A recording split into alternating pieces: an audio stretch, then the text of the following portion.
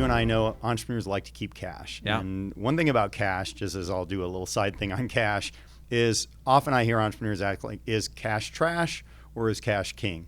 If you have cash for a purpose, then cash can be king. If you just have a bunch of cash because you don't know where to put your money or how to invest, or you don't have a good strategy, that's not good, because over long periods of time, cash is a terrible investment.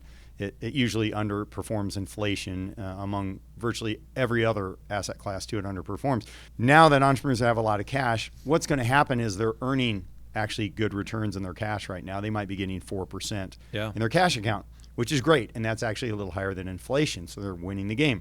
But as rates go down, that will start to disappear. And so not waiting until they start seeing their cash accounts go from paying 4 to 3 to 2 or whatever it ends up, start thinking about, what should I be doing with that money? Do I really have a purpose for it? It's a good time to think about that.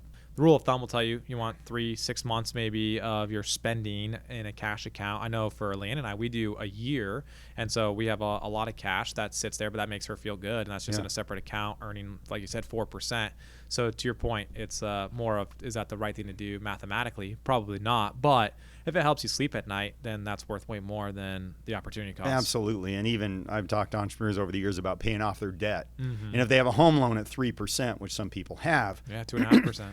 Like, why wouldn't you arbitrage, invest that somewhere and make more money? Well, the reason you wouldn't do it is if it gives you peace of mind to have the home paid off, then that's what you should do. So for us, there's obviously the business question, right? How much do you need in the business to operate the business through the ups and downs? On the personal side, we kind of stick to that, 3 to 6 months of cash that's been around forever and feels pretty good. Mimi is not very worried about stuff, so, and neither am I, as far as like just having loads of cash because you feel better. Right. So I like to have a purpose for the cash. And if I get too much cash, then I start thinking, hey, maybe there's a cool watch I can buy or something else.